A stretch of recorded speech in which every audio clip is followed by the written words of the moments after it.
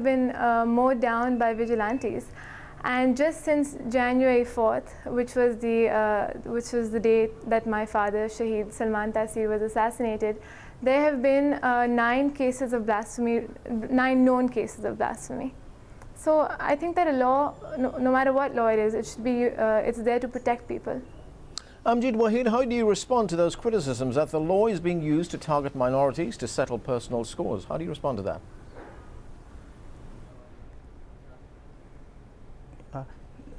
The issue of the misusing this law, when we go to the statistics, we can say that more than half of the victims of this law, as you call it, they are Muslims, not the minorities.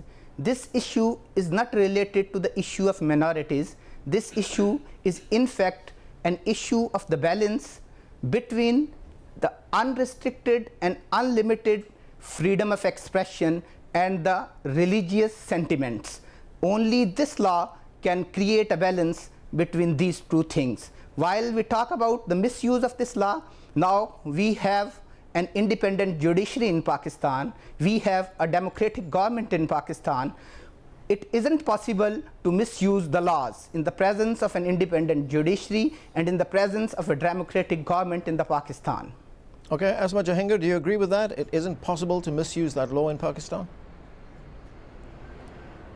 Absolutely. I would say this is not a statement that is realistic in the least. First of all, if that was the case, Mr. Salman Taseer's trial, and mind you, he is not accused of having committed blasphemy. Let me make that absolutely clear.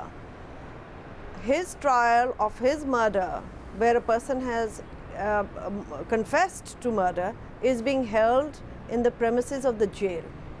It was difficult for the government to get a public prosecutor. And a number of people have been killed. My own client once was killed while he was standing outside the court. People have been killed inside the jails. Nothing has happened, no inquiry has been held. There are judges who have refused to take these cases on. So if you talk about a democratic system, well, there is a democratic system, but they are too scared and they are too fragile. They did not own up and they did not even act swiftly at the assassination of their own governor.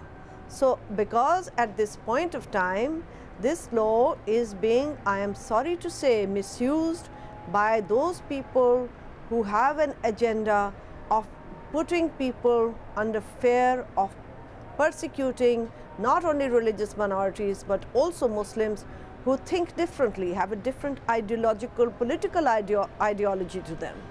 Not that people who think differently want to, God forbid, disrespect the Holy Prophet. That is not the case, and that is not the issue in our country.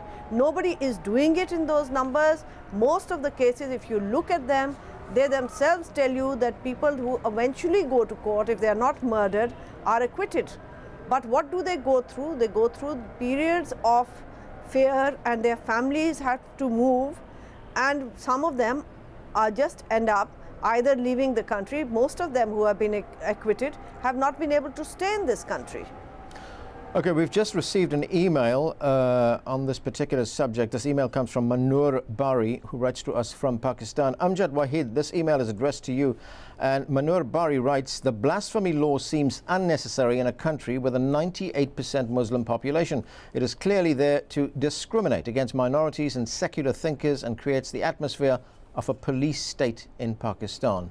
Amjad Waheed, do you want to respond to that?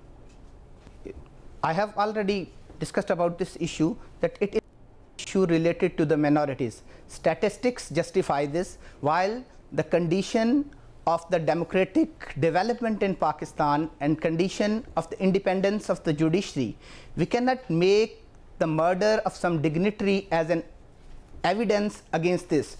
We have murders of dignitaries in America. We have the murder of Kennedy, the President of America. It doesn't mean that there was no development, democratic development in United States, and there was no independent judiciary in United States. As a nation, we are very optimistic. we are on right track now. We are on the way of democracy. We are on the way of an independent judiciary, and it isn't possible to discriminate the minorities in the presence of independent judiciary and a democratic government. Shibana, we've been hearing there about an independent judiciary in Pakistan, also about democracy in Pakistan. How do you feel, when you see and hear that people have actually been celebrating your father's death in Pakistan? Obviously, it came as a huge shock to me. It's never easy to see. It wasn't easy to see that. But I think something that really shook me was that there were so many lawyers celebrating this murder and celebrating the fact that this man had taken the law into his own hands. So that kind of went against their very profession, I thought. But these men, and I've written about this, these men are supposed to be the vanguards of justice in Pakistan. So if they take these kinds of stands and if they behave like this, then I really worry that, I worry about just how free the judiciary is.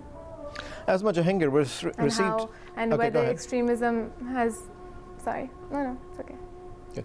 Asma Jahangir, we just received another email here. This is from Abdullah Khan. He sent us this email via Facebook, and he writes, "The blasphemy law is clearly stated in the Quran. It can never be removed from the Constitution, but only needs to be implemented properly." How would you respond to that? Well, yes.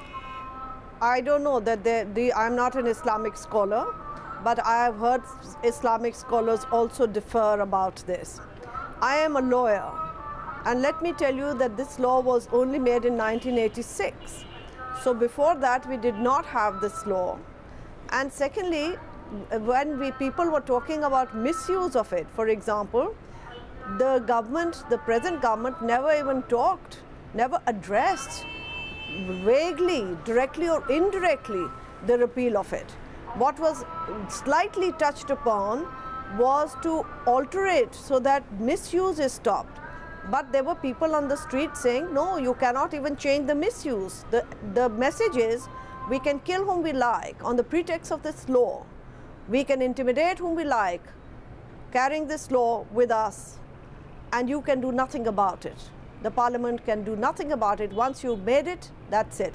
And that is why when I was a UN rapporteur on freedom of religion or belief, I used to constantly write that once you make a law in the name of religion, and this has happened even in the mature democracies, it's very difficult to change it. And secondly, wherever these laws have existed, there has been tension rather than harmony. You say it's very difficult to change it. Attempts have been made. We have a Pakistani member of parliament, Sherry Rehman, who tried to get this law reformed. She's subsequently dropped her efforts to get this law changed after she was threatened herself. So do you think the law is going to stay the same way on the statute books in Pakistan as it is, or do you have any hope that it might be changed in the future? I mean, one of the things that people are looking at is perhaps leaving the law as it is on the statute books, but then putting in amendments that would make it difficult to abuse the law. No, I think that there's something will have to be done so that the law is not abused. And once this climate